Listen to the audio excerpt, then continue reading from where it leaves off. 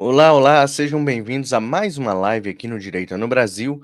Eu me chamo Mário Robert. Todo dia eu tô aqui, de segunda a segunda, de domingo a domingo, todos os dias sem folga, mesmo eu estando viajando com a família, mesmo eu estando em eventos, eu estarei aqui presente para trazer as melhores notícias, as melhores informações precisas para vocês. A única coisa que eu peço em troca é a sua ajuda, deixando o like e compartilhando essa live em todos os grupos que vocês fazem parte, tá bom?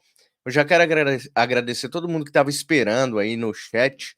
Muito obrigado a Almerinda, muito obrigado a Sônia, muito obrigado ao José Antônio, muito obrigado ao Flávio, obrigado aí ao Thiago Agromix, que sempre está aqui, ao nosso querido Ataíde, que sempre está aí também, a Blenda Ellen, nosso querido Joaquim, Deus abençoe vocês todos, tá?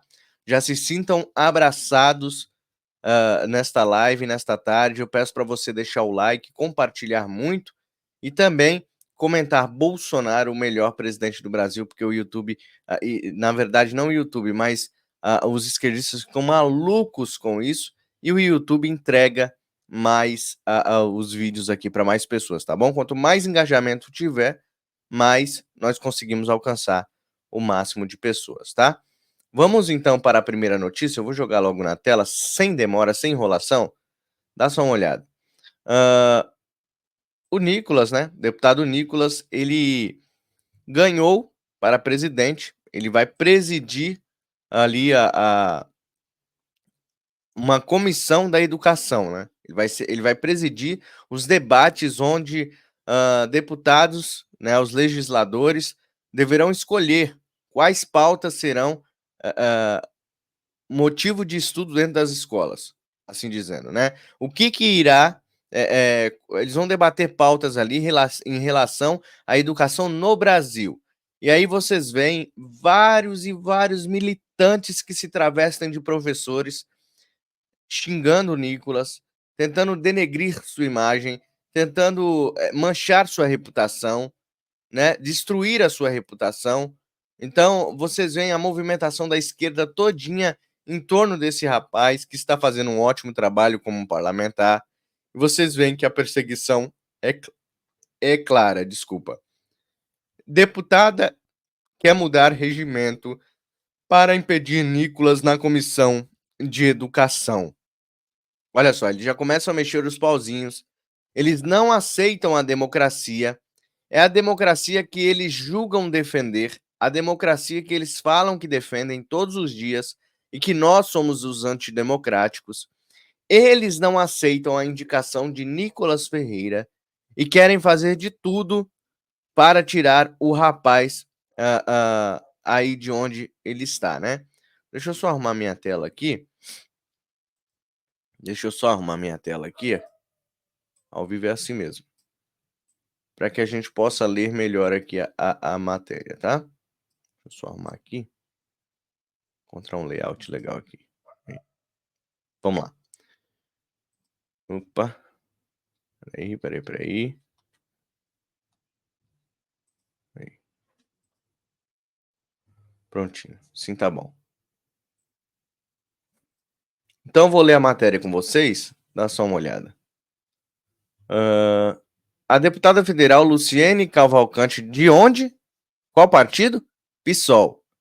Protocolou um projeto de lei para mudar o regime da Câmara, o regimento da Câmara e, se aprovado, a medida impedirá que o parlamentar Nicolas Ferreira siga na presidência da Comissão de Educação na Casa.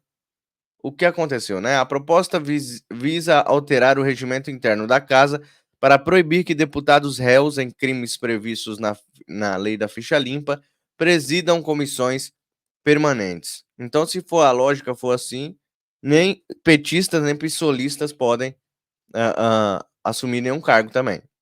O texto apresentado na sexta-feira ainda prevê a não eleição de réus, mesmo como vice-presidente nas comissões.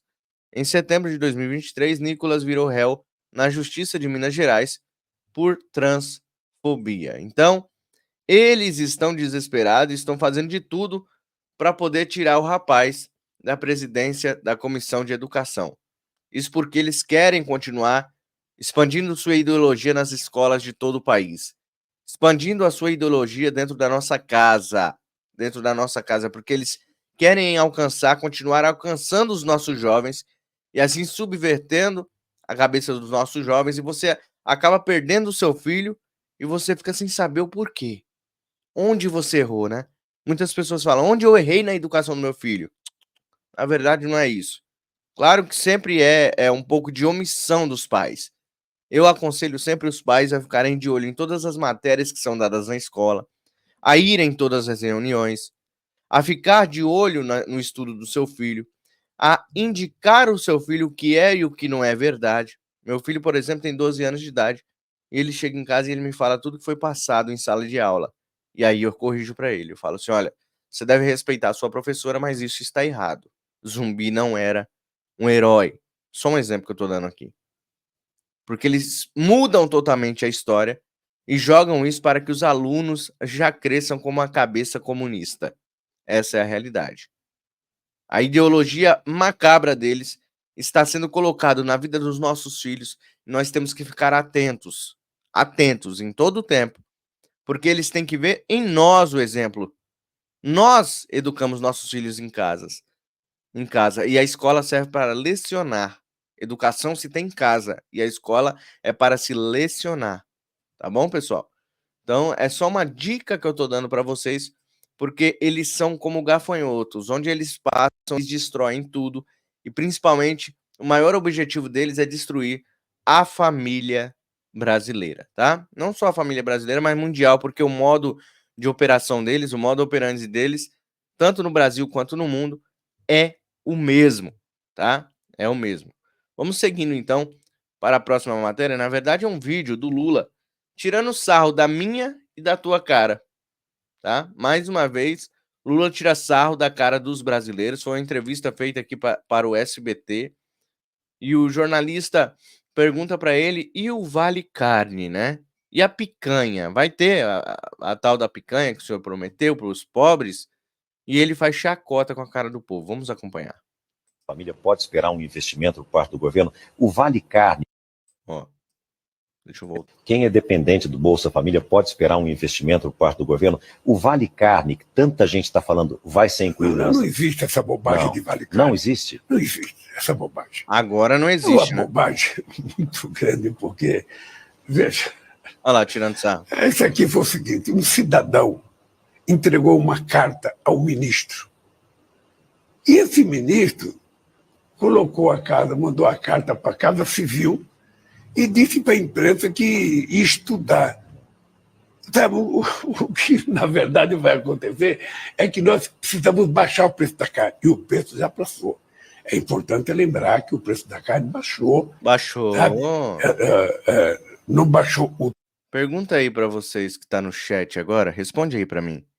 O preço da carne baixou aí? Quanto que tá aí? Vocês conseguem comprar quantos 10 quilos de carne aí? Quantos quilos de carne vocês conseguem comprar no mês? Fala aí pra mim. Você que é trabalhador. Você que ele tá dando risada na sua cara, tá? Você que pega o trem. Você que pega um ônibus lotado todos os dias pra ir pro trabalho e voltar pra casa e trazer, às vezes, ali meio quilo de carne. Fala pra mim se a carne baixou. Se a mistura, como a gente costuma dizer aqui no Brasil, se baixou. Baixou o preço? Coloca aí nos comentários. Quanto que tá a carne na sua região? O quilo da carne. Não, da carne de segunda. Não tô falando da picanha. Não tô falando da carne de primeira. Tô falando da carne de segunda. Carne moída. Quanto tá o preço da carne moída? Onde você está trabalhando? Quanto tá o preço da salsicha? Vamos lá, vamos mais embaixo. Quanto tá o preço da salsicha? Eu particularmente amo salsicha. Eu amo comer um arrozinho com salsicha, um macarrãozinho com salsicha. Quanto que tá a salsicha aí, aonde você está morando? Coloca aí nos comentários. E já coloca de onde você está me vendo. Sabe, o que, na verdade, vai acontecer é que nós precisamos baixar o preço da carne. E o preço já passou. É importante lembrar que o preço da carne baixou, sabe? Não baixou o tanto que a gente queria, mas já baixou muito o preço da carne. Eu ri muito quando eu vi a notícia do Vale Carne. Sinceramente, eu vi muito. Eu não acreditei que pudesse ser verdade. Vocês estão vendo aí, esse é o presidente da República. Não é o meu presidente porque não me representa. Eu só considero o meu presidente alguém que me represente. Bolsonaro eu considero meu presidente até hoje, o melhor presidente que o Brasil já teve. Agora esse cara aí não é meu presidente. Ele está como presidente do meu país, mas meu presidente não considero ele como meu presidente, tá? Não considero ele. Eu considero ele como um genô, né? Porque tem muitos índios lá que estão perdendo suas vidas e ele não tá nem aí, tá dando risada na cara do povo. Essa que é a verdade. Chamaram o Bolsonaro de genocida o tempo todo. Tempo todo. E que esse cara, todo mundo fica em silêncio. É impressionante. Olha essa matéria. Urgente. Em novo depoimento, Mauro Cid, ex-ajudante de ordens de Bolsonaro, negou ter participado de reunião para dar um golpe.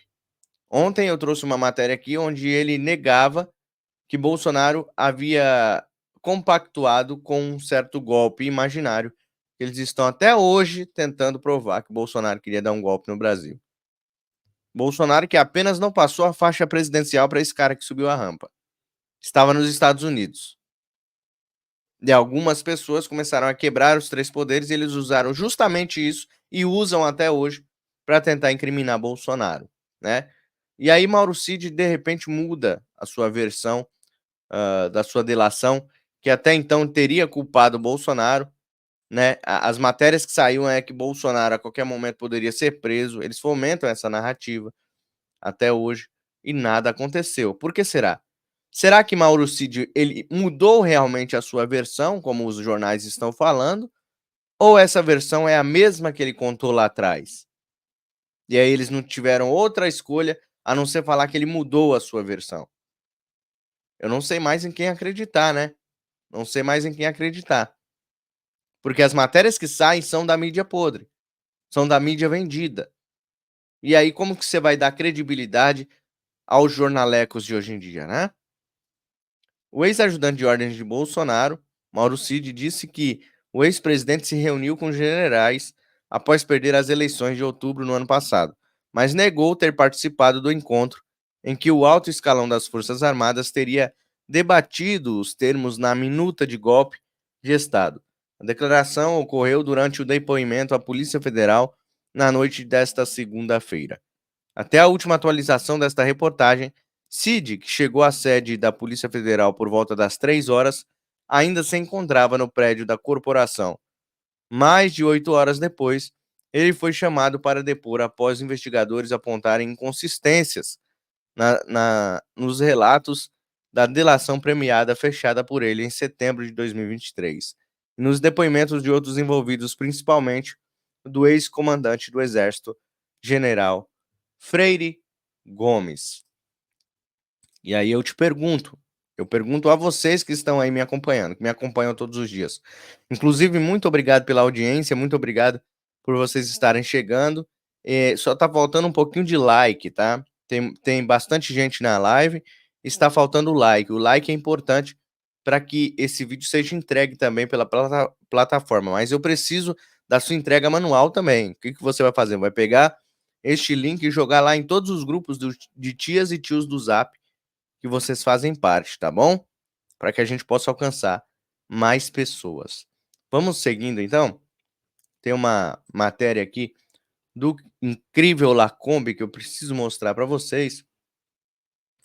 O Lacombe, ele traz a luz aqui que não dá mais para fingir quem Lula é, né? Não dá mais para ficar fingindo, medindo a pílula do que Lula está fazendo no Brasil.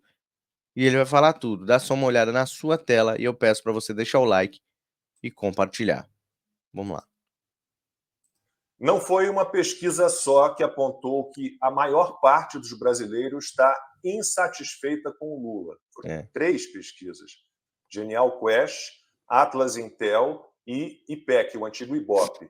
E está difícil até para a assessoria de imprensa do governo na velha mídia encontrar um jeito de elogiar o petista. Ontem o Estado de São Paulo publicou um editorial com o seguinte título: pesquisas refletem mediocridade de Lula. Cresce sensação de que governo entrega pouco, enquanto Lula aprofunda divisões. O texto é muito claro quando diz que, ao mesmo tempo que tem enorme dificuldade de conquistar os eleitores que o rejeitaram em 2022, Lula começa a enfrentar problemas também para satisfazer os eleitores que, em geral, o apoiam. O Estadão finalmente assume que a natureza do petista é essencialmente autoritária. Critica o pedido feito por Lula para gastar mais em nome do povo, fórmula clássica dos demagogos, especialmente aqueles que sentem a popularidade escorrer por entre os dedos. E resume em uma palavra o terceiro mandato dele, medíocre. Também no Estadão de ontem, a Eliane Cantanhede escreveu que Lula parece ou finge não ver, mas as coisas estão desandando. Ela diz que o petista está sempre mal-humorado e faz declarações recheadas de erros, não só de comunicação, mas de informação e compreensão do mundo. E tem mais. Após relativizar a democracia, agora avaliza a lisura das eleições convocadas por Nicolás Maduro, enquanto se cala sobre Alexei Navalny, assassinado por Vladimir Putin, e até sobre a dengue. Fala o que não deve e cala sobre o que deve. E segue a Cantanhede. Lula exercita seu velho populismo e defende mais gastos, quando o principal problema é exatamente o equilíbrio fiscal. Lula só quer gastar. Sua base petista acha lindo, mas a realidade grita. As intervenções políticas e voluntariosas na Petrobras e na Vale custam caro, e a pauta econômica e ambiental do governo está parada.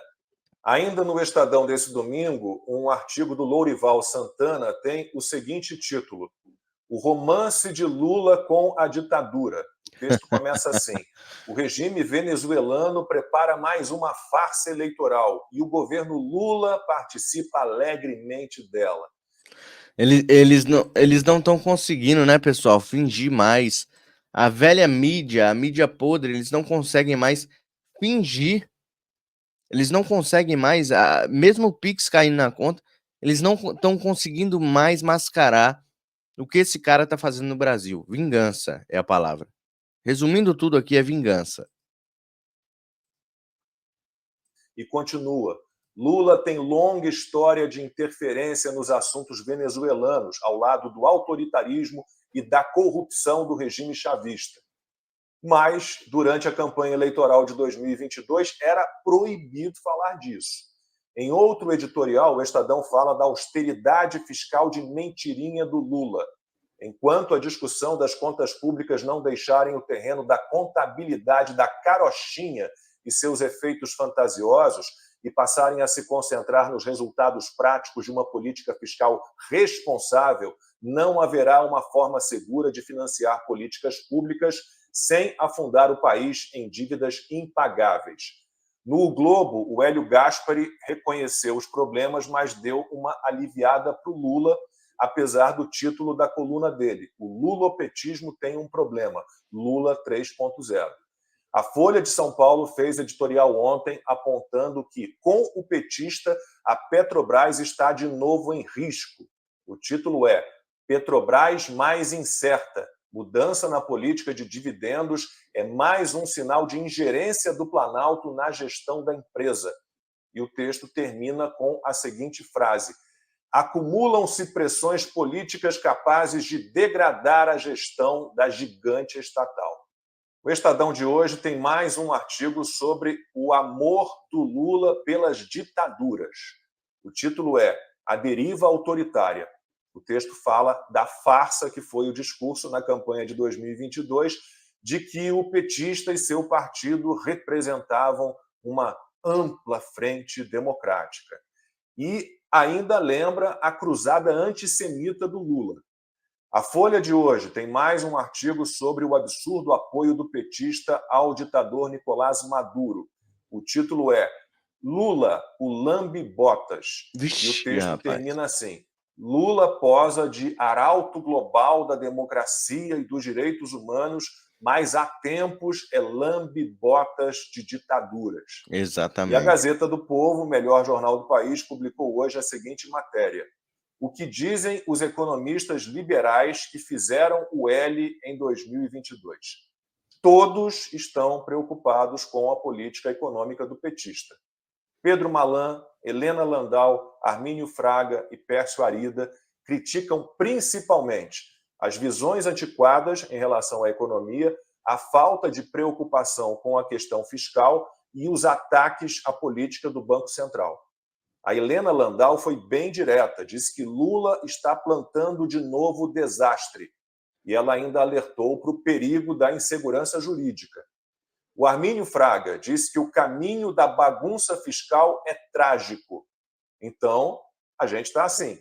O que se apresenta como futuro para o país é quase não ter futuro. É isso, é uma tragédia. Nem esses liberais que ignoraram a desgraça que o Lula sempre representa, nem a imprensa amiga do petista, estão conseguindo fingir que não tem nada errado. Sabe aquela história de me ajuda a te ajudar? Já não tem mais como. Fatos se impõem. E não enxergar o mundo real, por mais que tenham tentado, por mais que tentem, é impossível. Excelente. Mais uma matéria excelente do Incrível Lacombe, que eu gosto sempre de trazer aqui para vocês, né? Eu sempre trago pessoas que realmente eu considero como jornalistas de verdade aqui no Brasil. Alguns cortes que eu trago, como este que eu trouxe para vocês, né? E falando em críticas ao governo, que eles não conseguem mais fingir, não conseguem mais colocar debaixo, não conseguem mais passar pano para tudo isso que o Lula está fazendo no nosso Brasil. Dá só uma olhada nesta matéria aí, ó. Estadão critica novamente, tá? Que ele tá criticando direto. Estadão é um dos jornais que mais fomentaram a volta de Lula ao poder, tá? Mas hoje eu não sei o que aconteceu, de uma hora para outra, eles resolveram ser aí justiceiros, né, da comunicação. Estadão critica abusos do STF e da PGR cometidos em nome da democracia. Em editorial, jornal trata do caso do morador de rua que ficou 11 meses preso pelos atos de 8 de janeiro e agora deve ser absolvido. O jornal Estado de São Paulo, em editorial publicado na edição desta terça-feira, dia 12, afirmou que o caso do morador de rua que ficou 11 meses preso pelos atos de 8 de janeiro e agora deve ser absolvido é um exemplo, abre aspas, dos exageros que estão sendo cometidos em nome da defesa da democracia por parte do STF e da PGR.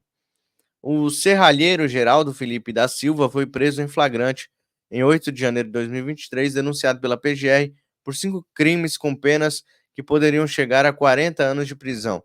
Permaneceu 11 meses preso e foi libertado apenas em novembro do ano passado. Agora, em março, o ministro Moraes, relator dos casos relativos à invasão e depredação dos prédios da Praça dos Três Poderes, votou pela improcedência da denúncia que o STF havia decidido receber por maioria de votos em 31 de maio.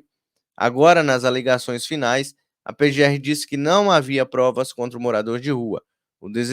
O esperado é que os outros ministros acompanhem o parecer da PGR e Moraes e que Geraldo seja absolvido. Meu, que absurdo, né? Que absurdo. Além desse morador de rua, também tinha uma pessoa com espectro de autismo, né? Preso. Eu não sei onde está o paradeiro, talvez esteja solta com outras pessoas usando tornozeleira, mas o fato é que essa pessoa estava ali, né? Provavelmente acompanhada de outra pessoa e não deveria permanecer presa porque é uma pessoa que necessita de acompanhamento de alguém, né? Uma pessoa que sempre tem que estar alguém do lado ali, por isso que estava ali naquele dia. Muitas pessoas foram levadas, né, naquele dia pela emoção e estava na hora errada, no momento errado da história do nosso país. Um momento triste que eu trouxe uma matéria especial, inclusive, com o Dr. Caivano, explicando exatamente, tintim por tintim, tudo o que nós devemos saber sobre o PL da anistia. Então, se vocês voltarem a alguns vídeos aqui, o Caivano vai explicar tudinho. Tem um vídeo que eu coloquei, que eu postei, que é anistia Inclusive, eu vou até deixar no final aqui para você clicar, tá? Anistia explicada, tudo explicadinho, tudo esmiuçado ali pelo Caivano e também pelo procurador do Ministério Público do Rio de Janeiro, Marcelo Rocha Monteiro, tá bom?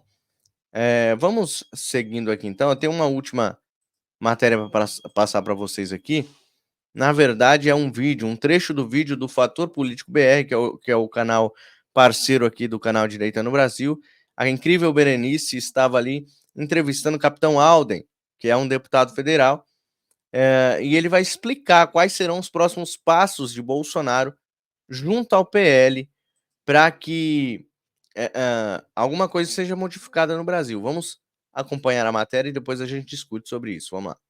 Sobre a presença de Jair Bolsonaro na Bahia, justamente por isso que nós estamos aqui com o deputado Capitão Alden, que vai poder trazer um pouco mais dos bastidores, porque nas imagens a gente já pode ter ali um parâmetro do quanto o Bolsonaro é querido, né? E lembrando que nós estamos falando da região Nordeste, da Bahia, um lugar que era até então considerado reduto do PT, mas parece que as coisas mudaram, né, deputado?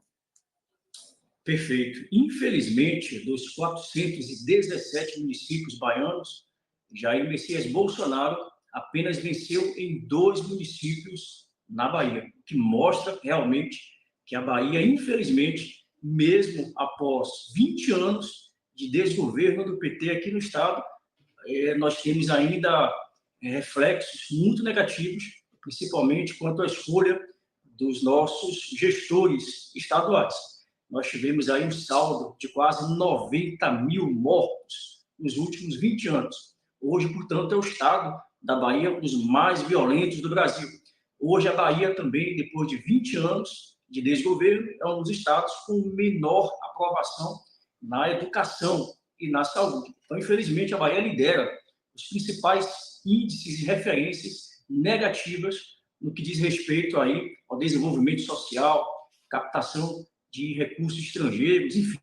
Realmente, a Bahia hoje é uma terra arrasada por esse desgoverno. Então, é esperado, inclusive, que houvesse uma baixa participação popular nesses vários eventos que foram aí realizados em torno da presença do Jair Messias Bolsonaro. Só para você ter uma ideia da força da presença do Bolsonaro, no primeiro evento que ocorreu na Igreja Batista, aqui no Caminho das Árvores, quase 3 mil pessoas estavam se apertando dentro da igreja, apenas para simplesmente ouvir as palavras do ex-presidente Jair Messias Bolsonaro. E já no segundo dia de evento, já no PL Mulher, foram mais de 5 mil homens e principalmente mulheres que participaram do evento no Centro de Convenções aqui em Salvador. Então, realmente um evento muito grande, por todos os locais por onde Bolsonaro passou, em locais não avisados, em locais não programados. Ele deixou um rastro, uma multidão ensandecida, louca, querendo tirar foto, querendo autógrafo, querendo tocar o Jair Messias Bolsonaro. Então, realmente, a passagem dele aqui foi muito forte, muito importante e sinaliza que, de fato, o bolsonarismo na Bahia está cada vez mais forte, cada vez mais se consolidando. Perfeito. Inclusive, nós estamos acompanhando. Quem está no rádio não consegue visualizar as imagens, mas está aí. Acredito que esse seja o encontro do PL, né? Lotado, do PL Mulher, esse deputado. Exatamente. Esse evento aí, o primeiro, é na Igreja Batista, quase 2 mil pessoas, 2.500 pessoas. E o segundo evento, já no segundo dia, no PL Mulher, mais de 5 mil mulheres. Esse é a Igreja Batista. Primeiro dia do evento. Perfeito. Olha, os números que o senhor citou em relação a políticas públicas que o PT está no comando há tantos anos no estado da Bahia, o senhor atribui essa recepção de Bolsonaro, né, calorosa do povo, a essa rejeição que até as pesquisas vêm mostrando em relação ao governo do presidente Lula? Olha, eu não tenho dúvidas que a cada dia que passa, as propostas desse desgoverno se mostram cada vez mais inexequíveis. Então, cada dia mais, o brasileiro tem ficado descontente, tem ficado cada vez mais antenado que, de fato, tudo que ele prometeu era uma falácia, de que ele não vai cumprir.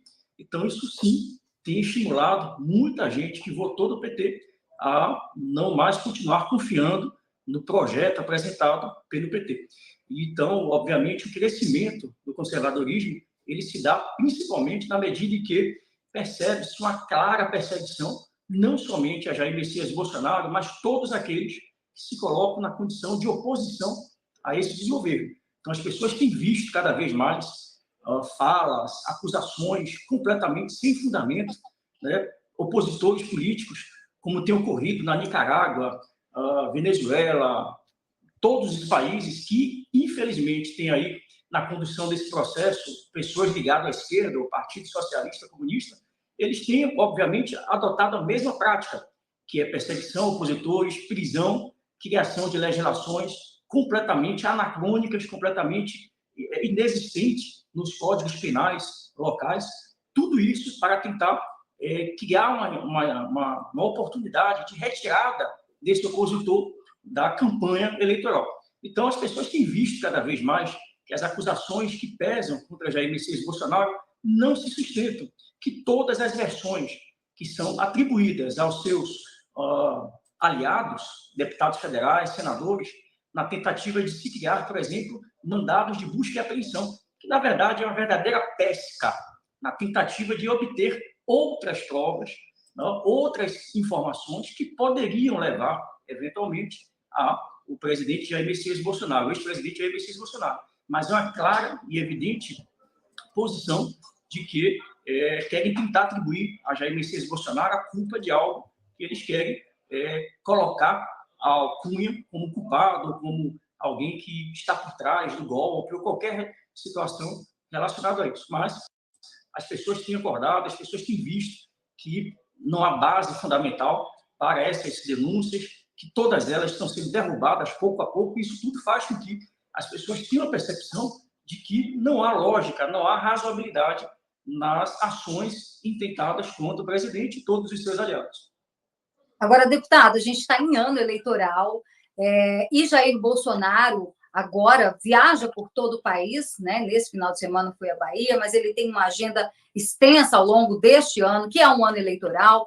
O PL, né, que é também o seu partido, tem esse objetivo de fortalecer as bases eleitorais por todo o país. Como que o senhor vê a força, a capacidade de Jair Bolsonaro como o maior cabo eleitoral da direita nesse momento? Perfeito. Inclusive, desde o início do ano passado, o próprio Jair Messias Bolsonaro, o próprio Valdemar da Costa Neto, em uma reunião com todos os parlamentares do PL eleitos naquela época, no ano passado, ele lançou um desafio, lançar em pelo menos 1.500 cidades candidaturas do PL, candidaturas majoritariamente do PL. Então, isso tudo é um projeto ambicioso e ele deixou muito claro que 2024 seria completamente diferente de 2020, onde não houve um esforço do próprio presidente, nem da própria cúpula do PL, em se formar uma base em 2020. Então, nós não nos preocupamos, naquela época, em eleger vereadores, muito menos prefeitos.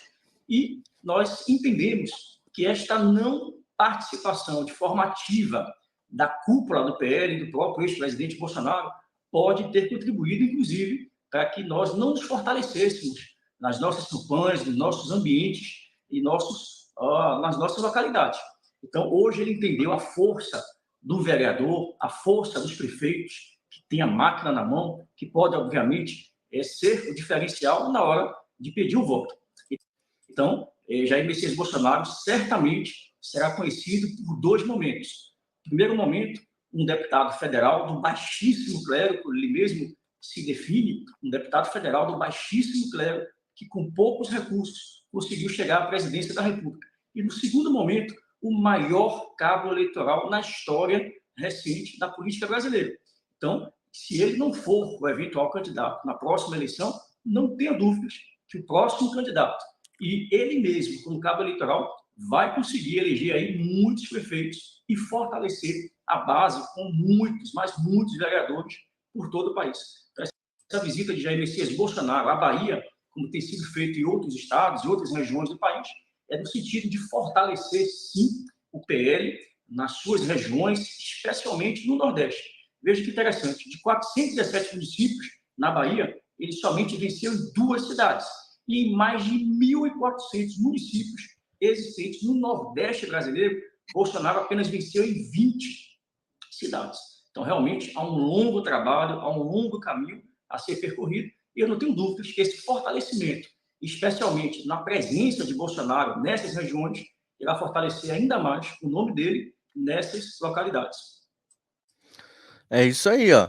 Tá vendo? Eu trouxe um trechinho aqui, se vocês quiserem assistir esse vídeo, esta live completa, que foi maravilhosa ontem, tá? Vocês vão lá no Fator Político BR, um canal sensacional, inclusive este que vos fala trabalha lá, né? A gente apresenta o programa lá, 2 programas, na verdade, o Hora Notícia na sexta e o show do Mário Robert, e é sensacional, é um dos melhores canais de opinião que surgiram nos últimos tempos, Fator Político BR, tá?